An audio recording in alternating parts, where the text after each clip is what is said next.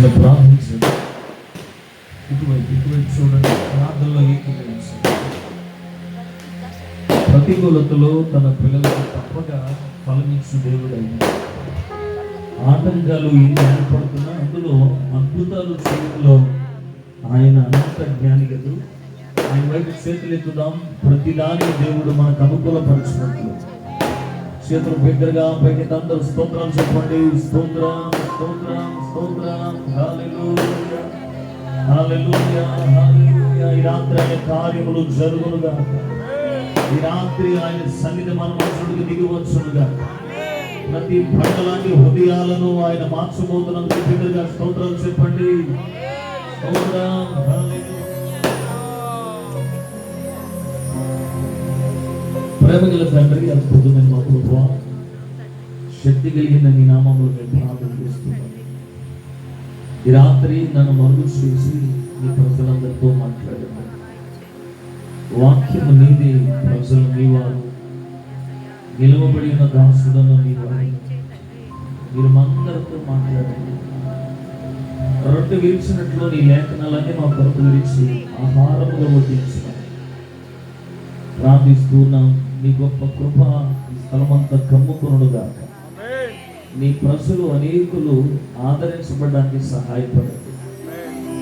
ఈ ప్రాంతంలో నీ వాక్యం వినపడుతుండగా అనేకులు హృదయాలు రాత్రి తెరవబడునుగా.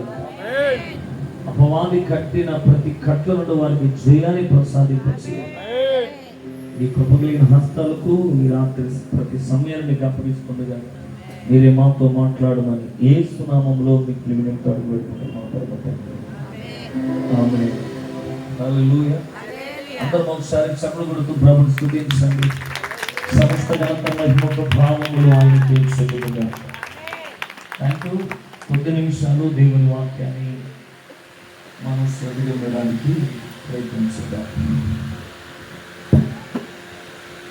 1912వ సంవత్సరంలో మానవుడు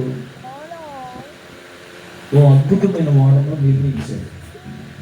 అది చాలా బలిష్టమైనది. అంతకుముందు కట్టిన వాడలన్నిటికంటే అది చాలా భిన్నమైన వాడ. 3 కంపార్ట్మెంట్లతో వాడను నిర్మించారు. సో ఈ వాడను నిర్మించినప్పుడు వాడ నిర్మాణం అంతా అయిపోయిన తర్వాత ఆ సంస్థ ఏం చేసిందంటే ఈ వాడలో తొలి ప్రయాణాన్ని తీపి జ్ఞాపకంగా ఉంచుకోవాలనుకున్న వారు ఎవరైనా సరే టికెట్స్ అన్ని బుక్ చేసుకోవచ్చని అనౌన్స్మెంట్ చేయగానే చాలామంది అందులో తొలి ప్రయాణాన్ని తీపి జ్ఞాపకంగా చేసుకోవడానికి టికెట్స్ బుక్ చేశారు. ఆ రోజు ఆ వాడలో ప్రయాణం చేయడానికి 2200 మంది ప్రయాణికులు తమ టికెట్స్ అన్ని బుక్ చేశారు.